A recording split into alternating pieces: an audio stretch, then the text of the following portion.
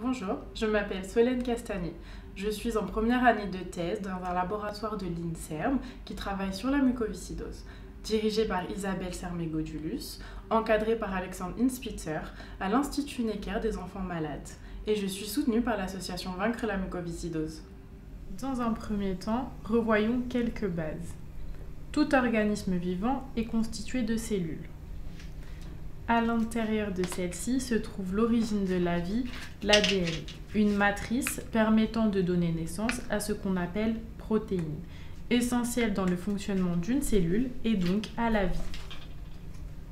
Dans le cas de la mucoviscidose, la protéine jouant un rôle essentiel est appelée CFTR. Il s'agit d'un canal permettant le passage de certains éléments, tels que les ions chlorure. Pour simplifier, on peut le comparer à une porte qui a comme but de s'ouvrir et de se fermer. Cependant, une cellule, ce n'est pas parfait et il arrive que la matrice subisse des problèmes appelés mutations. Cela peut engendrer une absence de protéines ou un problème de sa structure. La protéine ne pourra donc plus jouer correctement son rôle. Aujourd'hui, des traitements ont été mis au point, Trikafta, permettant d'agir sur CFTR.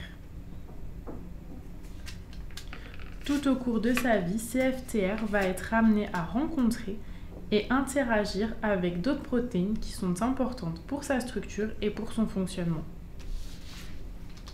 Quand CFTR est muté, certaines protéines n'interagissent plus.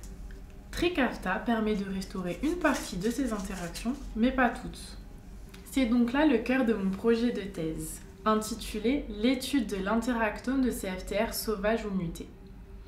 En effet, le but est d'identifier et d'étudier les partenaires qui interagissent avec CFTR normal comparés aux partenaires qui vont interagir avec le CFTR défectueux, et ce grâce à de nouvelles méthodes innovantes par spectrométrie de masse, de biologie cellulaire et de biochimie. Ces protéines pourraient constituer de nouvelles cibles thérapeutiques permettant de proposer de nouveaux traitements pour les malades. Je suis très heureuse de pouvoir faire cette étude et je souhaite remercier l'association Vaincre la mucoviscidose pour son soutien et à très bientôt pour la suite de mes résultats.